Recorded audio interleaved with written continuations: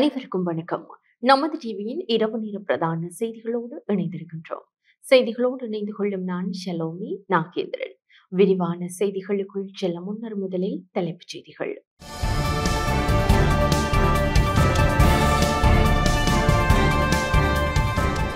இறுதி கட்டத்தை அடைந்துள்ள பயங்கரவாத தடை சட்டம் வேண்டுமா வேண்டாமா?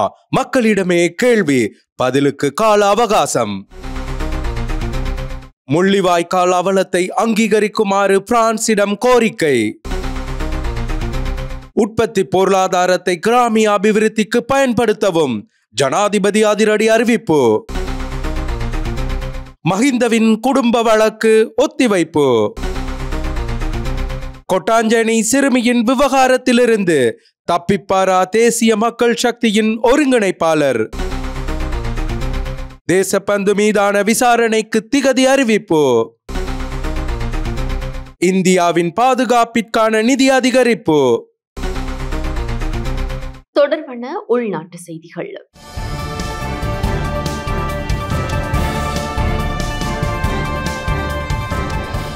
பயங்கரவாத தடை சட்டத்தினை நீக்குவதற்கான பொதுசன அபிப்பிராயம் கோரப்பட்டுள்ளது. இலங்கையில் தற்போது அமலில் காணப்படும் 1980 ஆண்டு 48 இலக்க பயங்கரவாத தடை சட்டத்தை நீக்கி புதிய சட்டமூலம் ஒன்றை தயாரிப்பதற்கு அமைச்சரவையால் வழங்கப்பட்ட அங்கீகாரத்திற்கு அமைய புதிய பயங்கரவாத எதிர்ப்பு சட்டமூல தயாரிப்பு நடவடிக்கை முன்னெடுக்கப்படுவதாக நீதி அமைச்சு தெரிவித்துள்ளது. நீதி மற்றும் தேசிய ஒருமைப்பாட்டு அமைச்சின் ஊடாக நியமிக்கப்பட்ட நிபுணர் குழுவின் ஊடாக இந்த செயற்பாடுகள் முன்னெடுக்கப்படுவதாக அமைச்சு வெளியிட்டுள்ள அறிக்கையில் குறிப்பிடப்பட்டுள்ளது. புதிய சட்டமூலத்தை அறிமுகப்படுத்துவதன் ஊடாக பூகோள பயங்கரவாத செயற்பாடுகளை எதிர்நோக்குதல், உள்நாடு மற்றும் சர்வதேச ரீதியில் மனித உரிமைகளை பாதுகாத்தல் மற்றும் சர்வதேசத்தால் ஏற்றுக்கொள்ளப்பட்ட தர நிர்ணயங்களை பின்பற்றுதல் உள்ளிட்ட விடயங்கள் முன்னெடுக்கப்பட உள்ளன. இந்த விடயங்கள் தொடர்பில் பொதுமக்களின் அபிப்பிராயங்கள், ஆலோசனைகள் மற்றும் பரிந்துரைகளை நீதி மற்றும் தேசிய ஒருமைப்பாடு அமைச்சு எதிர்பார்க்கிறது. அதற்கமைய இன்று முதல் எதிர்வரும் 14 நாட்களுக்குள் பொதுமக்கள் தங்களுடைய கருத்துக்களை நீதி அமைச்சிற்கு சமர்ப்பிக்க முடியும். தபால் மூலம் கருத்துக்களை அனுப்ப விரும்புவோர் பயங்கரவாத எதிர்ப்பு சட்டம் மூலம் தொடர்பான பரிந்துரைகள் என தலைப்பிட்டு செயலாளர் நீதி மற்றும் தேசிய ஒருமைப்பாட்டு அமைச்சு இலக்கம் 19 ஸ்ரீ சங்கராஜ மாவத்தை கொழும்பு 10 என்ற முகவரிக்கு அனுப்ப வேண்டும். அல்லது legal@moj.gov.lk என்ற மின்னஞ்சல் முகவரியிலும் பொதுமக்கள் தங்கள் பரிந்துரைகளை சமர்ப்பிக்க முடியும். தமிழ் இன படுகொலையை அங்கீகரிக்குமாறு சி.வி. விக்னேஸ்வரன் பிரான்ஸ் அரசாங்கத்திடம் கோரிக்கை விடுத்துள்ளார். இலங்கையில் தமிழ் இன படுகொலையை பிரான்ஸ் அரசாங்கம் அங்கீகரிக்க வேண்டும் என வலியுறுத்துவதாக தமிழ் மக்கள் கூட்டணியின் செயலாளர் நாயகமும் முன்னாள் பாராளுமன்ற உறுப்பினருமான சி.வி. விக்னேஸ்வரன் தெரிவித்துள்ளார். பிரான்ஸ் பாராளுமன்ற வளாகத்தில் நேற்று இடம்பெற்ற தமிழர்களுக்கான பிரான்ஸ் உறுப்பினர்களுக்கான கூட்டத்தில் அவர் இதனை குறிப்பிட்டுள்ளார். முன்னாள் பாராளுமன்ற உறுப்பினர் சி.வி. விக்னேஸ்வரன் கருத்துரைக்கும் காணொலியொன்று இந்த கூட்டத்தில் ஒளிபரப்பப்பட்டுள்ளது. வடக்கு மற்றும் கிழக்கு மாகாணங்களில் பௌத்த மத குருமார்களால் சிங்களமயமாக்கலும் பௌத்தமயமாக்கலும் இடம்பெறுவதாக இந்த காணொலியின் வாயிலாக அவர் குறிப்பிட்டுள்ளார். உள்நாட்டு யுத்தம் நிறைவடைந்து 15 ஆண்டுகள் கடந்துள்ள போதிலும் இன்றும் வடக்கு கிழக்கில் இராணுவத்தின் ஆதிக்கம் அதிகரித்துள்ளது. குறிப்பாக 2 அல்லது 3 தமிழர்களுக்கு ஒரு இராணுவ உத்தியோகத்தர் உள்ளார். அத்துடன் வடக்கு கிழக்கில் இராணுவம் கட்டுப்படுத்தும் நிலத்தின் அளவும் விஸ்தரிக்கப்பட்டுள்ளது. தமிழர் பகுதியில் அவ்வப்போது சிங்கள குடியேற்றங்கள் அதிகரித்து வருகின்றன என்றும் முன்னாள் பாராளுமன்ற உறுப்பினர் சி.வி. விக்னேஸ்வரன் தமது காணொலியில் தெரிவித்துள்ளார். அத்துடன் வடக்கு மற்றும் கிழக்கு மாகாணங்களில் தமிழர்களின் தனித்துவம் தொடர்ந்தும் உறுதி செய்யப்படுவதற்கான சில காரணங்களையும் அவர் தமது காணொலியில் குறிப்பிட்டுள்ளார். பிரான்சில் உள்ள 47 மாநகர சபைகளில் இலங்கையில் தமிழ் இன படுகொலை நடந்ததை அங்கீகரிக்கும் வகையில் தீர்மானங்கள் நிறைவேற்றப்பட்டுள்ளன. அத்துடன் இந்தியாவின் தமிழக மாநிலமும் கனேடிய பாராளுமன்றமும் இவ்வாறான தீர்மானத்தை நிறைவேற்றியுள்ளன. எனவே ஆர்மேனியா மற்றும் ருவண்டா ஆகிய நாடுகளில் இனப்படுகொலை இடம்பெற்றமையை அங்கீகரித்ததை போன்று இலங்கையிலும் இனப்படுகொலை இடம்பெற்றதென்பதை பிரான்ஸ் அரசாங்கம் அங்கீகரிக்க வேண்டும் என வலியுறுத்துவதாக முன்னாள் பாராளுமன்ற உறுப்பினர் சி.வி. விக்னேஸ்வரன் தெரிவித்துள்ளார். திருகோணமலை மற்றும் மட்டக்களப்பு ஆகிய மாவட்டங்களில் இன்றைய தினம் முள்ளிவாய்க்கால் நினைவேந்தல் கஞ்சி வழங்கும் நிகழ்வுகள் முன்னெடுக்கப்பட்டன.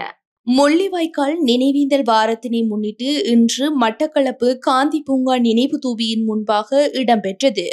மட்டக்களப்பு மாவட்ட கிறிஸ்தவ ஒன்றியத்தின் ஏற்பாட்டில் காந்தி பூங்காவில் உள்ள நினைவு தூவி முன்பாக அருட்தந்தையர்களினால் முள்ளிவாய்க்கால் கஞ்சி காய்ச்சப்பட்டு வீதியால் சென்ற மக்களுக்கு வழங்கப்பட்டது. இதன்போது மட்டக்களப்பு மாவட்ட அருட்தந்தையர்கள், சமூக செயற்பாட்டாளர்கள் உள்ளிட்டோரினால் முள்ளிவாய்க்காலில் இறந்த உறவுகளை நினைவு கூறுகின்ற வகையில் வீதியால் பயணித்த மக்களுக்கும் உப்பில்லா கஞ்சி வழங்கி வைக்கப்பட்டது. இதேவேளை பெருகல் இலங்கை துறைமுக துவாரம் பகுதியிலும் இன்று முள்ளிவாய்க்கால் நினைவு கஞ்சி பரிமாறப்பட்டதோடு நினைவஞ்சலி நிகழ்வும் இடம்பெற்றது. இதனை பெருகல் இலங்கை துறைமுகத்துவார பிரதேச மக்கள் ஏற்பாடு செய்திருந்தனர். இதன்போது முள்ளிவாய்க்கால் கஞ்சி காட்சி பொதுமக்களுக்கு வழங்கப்பட்டது. மேலும் முள்ளிவாய்க்கால் சம்பவத்தில் உயிர் நீத்தவர்களுக்காக சுடரேற்றி பூத்தூவி நினைவஞ்சலியும் செலுத்தப்பட்டது. கிராமிய அபிவிருத்தி உற்பத்திக்கு பொருளாதாரத்தை பயன்படுத்துமாறு அனைத்து ஒருங்கிணைப்பு குழு தலைவர்களையும் ஜனாதிபதி அறிவுறுத்தியுள்ளார். இந்நாட்டின் உற்பத்தி பொருளாதாரத்தை உயிர்ப்பிக்க செய்வதன் மூலம் கிராமிய அபிவிருத்திக்கு செயல்திறன் மிக்க வகையில் பங்களிப்பு வழங்குமாறு ஜனாதிபதி அனுரகுமார திசாநாயக்க அனைத்து மாவட்ட ஒருங்கிணைப்பு குழு தலைவர்களையும் அறிவுறுத்தியுள்ளார். மாவட்ட ஒருங்கிணைப்பு குழுக்களின் தலைவர்கள் மற்றும் நிதி அமைச்சின் சிரேஷ்ட அதிகாரிகளுடன் இன்று ஜனாதிபதி அலுவலகத்தில் நடைபெற்ற கலந்துரையாடலின் போதே ஜனாதிபதி இதனை தெரிவித்தார். 2024 வரவு செலவு திட்ட ஒதுக்கீடு உற்பத்தி பொருளாதாரம் தொடர்பான திட்டங்களுக்கு முன்னுரிமை அளித்ததுடன் மாவட்ட மட்டத்தில் ஒதுக்கப்பட்ட அந்த நிதி ஒதுக்கீடுகளை விடுவிப்பதில் ஏற்பட்டுள்ள தாமதங்கள் மற்றும் திறமையின்மைகள் குறித்து ஜனாதிபதி அதிகாரிகளுக்கு அறிவுறுத்தியுள்ளார். மேலும் மாவட்ட அபிவிருத்தி குழு கூட்டங்களை நடத்தும் போது ஒவ்வொரு மாவட்டத்தின் அபிவிருத்தி தேவைகளுக்கும் முன்னுரிமை அளித்து துறைசார் அமைச்சர்களையும் அதில் இணைத்துக் கொள்ளுமாறு மாவட்ட ஒருங்கிணைப்பு குழு தலைவர்களுக்கு ஜனாதிபதி மேலும் அறிவுறுத்தினார்.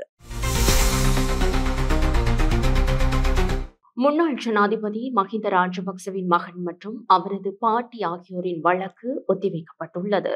முன்னாள் ஜனாதிபதி மஹிந்த ராஜபக்சவின் மகன் ஜோசித ராஜபக்ச மற்றும் அவரது பாட்டி டேசி பொரஸ்ட் ஆகியோர் மீதான பண மோசடி தடுப்பு சட்டத்தின் கீழ் தாக்கல் செய்யப்பட்ட முறைப்பாடு மீண்டும் விசாரணைக்கு அழைக்கப்படும் என கொழும்பு நீதவான் நீதிமன்றம் உத்தரவிட்டது.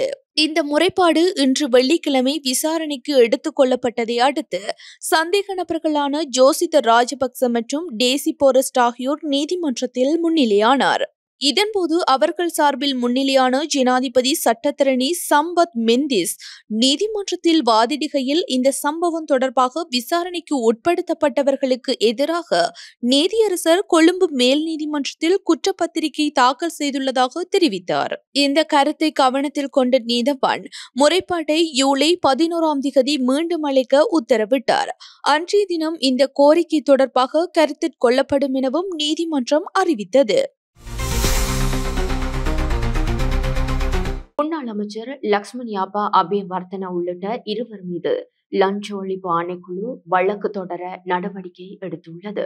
லஞ்ச ஒழிப்பு ஆணைக்குழுவால் தாக்கல் செய்யப்பட்ட வழக்கு ஒன்று தொடர்பாக தற்போது பிணையில் விடுவிக்கப்பட்டுள்ள பாராளுமன்ற உறுப்பினர் சாமர சம்பத் தசநாயக்கவின் பிணையை ரத்து செய்து அவரை தடுப்பு காவலில் வைக்குமாறு ஆணைக்குழு விடுத்த கோரிக்கையை கொழும்பு பிரதான நீதவான் தனுஜா லக்மாலி இன்று நிராகரித்தார். லஞ்ச ஒழிப்பு ஆணைக்குழு முன்வைத்த வாதங்களில் சந்தேக நபரின் பிணையை ரத்து செய்யும் அளவுக்கு போதுமான ஆதாரங்கள் வெளிப்படுத்தப்படவில்லை என கூறி இந்த கோரிக்கையை நீதவான் நிராகரித்தார். இதேவேளை முன்னாள் அமைச்சர் லக்ஷ்மன் ஜாப்பா அபிவர்த்தன உள்ளிட்ட இருவர் மீது லஞ்ச ஒழிப்பு ஆணைக்குழு வழக்கு தொடர நடவடிக்கை எடுத்துள்ளது. 2014 ஆண்டு அப்போதைய ஜனாதிபதி மஹிந்த ராஜபக்சவின் 2வது பதவி நிறைவு ஆண்டு விழாவை முன்னிட்டு இலங்கை முதலீட்டு சபையின் நிதியை பயன்படுத்தி செய்தித்தாள்களில் விளம்பரங்கள் வெளியிடப்பட்டதன் மூலம் அரசாங்கத்திற்கு 17 லட்சம் ரூபாய்க்கு மேல் நட்டம் ஏற்பட்டுள்ளதாக கூறப்படும் சம்பவம் தொடர்பாக இந்த வழக்கு வழக்கு தொடரப்பட உள்ளது. அதன்படி முன்னாள் முதலீட்டு ஊக்குவிப்பு அமைச்சர் லக்ஷ்மன் ஜாப்பா அபிவர்த்தன மற்றும் இலங்கை முதலீட்டு சபையின் முன்னாள் பணிப்பாளர் நாயகம் ஜயந்த எதிரிசிங்க ஆகியோர் மீது லஞ்ச ஒழிப்பு ஆணைக்குழு கொழும்பு மேல் நீதிமன்றத்தில் குற்றப்பத்திரிகை தாக்கல் செய்துள்ளது. வழக்கில் விசாரணைக்கு உட்படுத்தப்பட்டவர்களுக்கு எதிராக மொத்தம் 5 குற்றச்சாட்டுகள் முன்வைக்கப்பட்டுள்ளன. 15 சாட்சிகள் பெயரிடப்பட்டுள்ள நிலையில் 21 ஆவணங்கள் வழக்கு ஆதாரங்களாக சமர்ப்பிக்கப்பட்டுள்ளன. கொழும்பு கொட்டாஞ்சேனை மாணவியின் மரணத்துடன் சம்பந்தப்படுத்தப்படும் தனியார் கற்கை நிலையத்தின் உரிமையாளருக்கு எதிராக நடவடிக்கை எடுக்க முடியாது என சிறுவர் பாதுகாப்பு அதிகார சபை தெரிவிக்கின்றது. கொழும்பு கொட்டாஞ்சேனை மாணவியின் மரணத்துடன் சம்பந்தப்படும் தனியார் கற்கை நிலையத்தின் உரிமையாளருக்கு எதிராக நடவடிக்கை எடுக்க முடியாது என சிறுவர் பாதுகாப்பு அதிகார சபையின் சட்ட அமுலாக்கல் பிரிவின் பணிப்பாளர் சஜீவனி அபேகோன் தெரிவித்துள்ளார். உயிர் மாய்த்து கொண்ட சிறுமியின் தாயாரது வாக்குமூலத்தை மாத்திரம் அடிப்படையாக கொண்டு அவருக்கு எதிராக நடவடிக்கைகளை மேற்கொள்ள முடியாதென அவர் சுட்டிக்காட்டியுள்ளார். குறித்த சம்பவம் தொடர்பாக தொடர்ச்சியான விசாரணைகள் இடம்பெறுகின்றன. தாயாரின் வாக்குமூலத்தை மாத்திரம் அடிப்படையாக வைத்து குறித்த மேலதிக வகுப்பின் உரிமையாளருக்கு எதிராக சட்ட நடவடிக்கை எடுக்க சட்டத்தில் இடமில்லை. இது தொடர்பாக குறித்த தனியார் வகுப்பைச் சேர்ந்த 20க்கும் மேற்பட்ட மாணவர்களின் வாக்குமூலங்கள் பதிவாகியுள்ளன. எந்த ஒரு நபரும் அந்த வகுப்பு நிலையத்தின் உரிமையாளருடன் தொடர்பு படுத்தப்படும் சம்பவம் குறித்து நேரடியான சாட்சிகளை வழங்கவில்லை. எவ்வாறாயினும் இந்த விசாரணைகள் கைவிடப்படாமல் தொடர்கின்றன என்று அவர் குறிப்பிட்டார். அதே நேரம் குறித்த மாணவி கடந்த ஆண்டு துஷ்பிரயோகத்திற்கு உட்படுத்தப்பட்டதாக குற்றம் சுமத்தப்பட்டுள்ள ஆசிரியர் தொடர்பாக ஒழுக்காற்று நடவடிக்கை எடுக்கப்படாமைக்கு மற்றும் கல்வி அமைச்சுக்கு அறியப்படுத்தாமை தொடர்பான பிரச்சினை ஒன்று உள்ளது. இது தொடர்பாக குறித்த மகளிர் பாடசாலையின் அதிபரிடம் விளக்கம் கோரப்பட்டுள்ளது என்றும் சிறுவர் பாதுகாப்பு அதிகார சபையின் சட்ட அமுலாக்கல் பிரிவின் பணிப்பாளர் சஜீவனி அபேகோன் தெரிவித்துள்ளார். சப்ரகமுவ பல்கலைக்கழகத்தின் மாணவர் ஒருவர் பகிடிவதை செய்யப்பட்டமை தொடர்பாக கைது செய்யப்பட்ட 10 மாணவர்கள் எதிர்வரும் 29ஆம் தேதி வரை விளக்கமறியலில் வைக்கப்பட்டுள்ளனர். சப்ரகமுவ பல்கலைக்கழகத்தில் 2ஆம் ஆண்டு மாணவர் ஒருவர் பகிடிவதை செய்யப்பட்ட சம்பவம் தொடர்பாக கைது செய்யப்பட்ட 10 மாணவர்கள் எதிர்வரும் 29ஆம் தேதி வரை விளக்கமறியலில் வைக்கப்பட்டுள்ளனர். சந்தேக நபர்களான மாணவர்கள் இன்று பெலாங்கொடை நீதவான் நீதிமன்றத்தில் ஆஜர்படுத்தப்பட்ட போது இந்த உத்தரவு பிறப்பிக்கப்பட்டுள்ளது.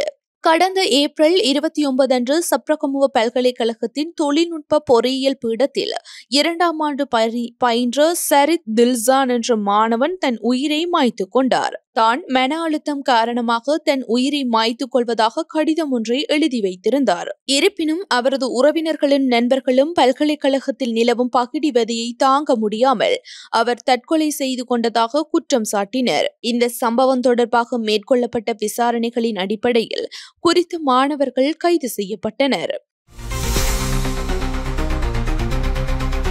தேசபந்து தென்னகோன் எதிர்வரும் 19ஆம் தேதி மீண்டும் விசாரணை ஆணைக்குழுவில் முன்னிலையாக உள்ளார். மே 19ஆம் தேதி போலீஸ் மா அதிபர் தேசபந்து தென்னகோன் தனது தவறான நடத்தை மற்றும் கடுமையான பதவி துஷ்பிரயோகம் குறித்து விசாரிக்கும் விசாரணை குழுவின் முன் முன்னிலையாக உள்ளார். அவருடைய தவறான நடத்தை மற்றும் கடுமையான பதவி துஷ்பிரயோகம் குறித்து விசாரித்து அறிக்கை அளிக்க நியமிக்கப்பட்ட விசாரணை குழு இந்த அறிவிப்பை வெளியிட்டுள்ளது. தொடர்வது சர்வதேச செய்தி.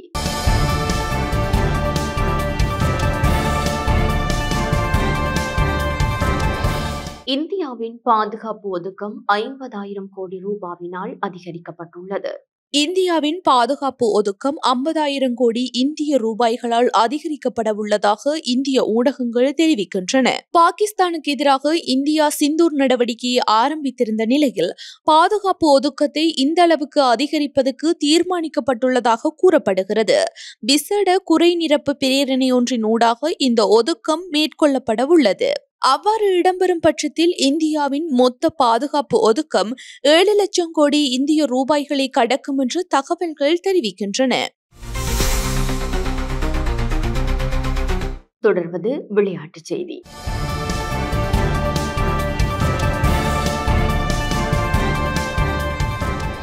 டெஸ்ட் தொடரில் பங்கேற்கும் இந்திய அணியினர் ஜூன் முதல் வாரம் இங்கிலாந்திற்கு செல்ல உள்ளனர். டெஸ்ட் தொடரில் பங்கேற்கும் இந்திய அணியினர் ஜூன் முதல் வாரம் இங்கிலாந்திற்கு செல்ல உள்ளனர்.